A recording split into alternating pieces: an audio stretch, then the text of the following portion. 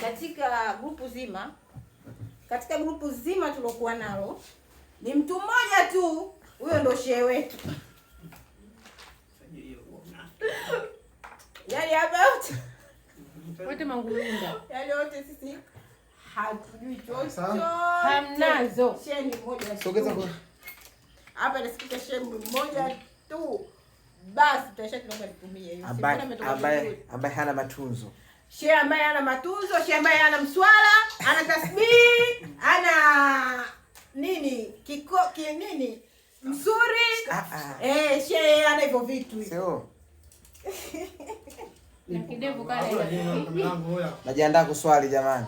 Haya, naomba ile vingozi tu. Wapi sisi?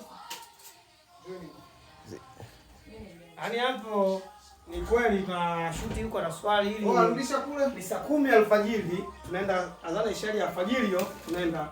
Nakumbuka kwa tuliposti ilikuwa saa 5 na dakika 40. Tumelala, tumekesha. Maana saa hizi tunaenda saa 11 kasoro dakika 15. Maana mwamba naye kweli ibada ya kazi. Ibada lazima. Jamani, nipisheni ni swali. Unajua tena muda umekesha sana macho yenyewe.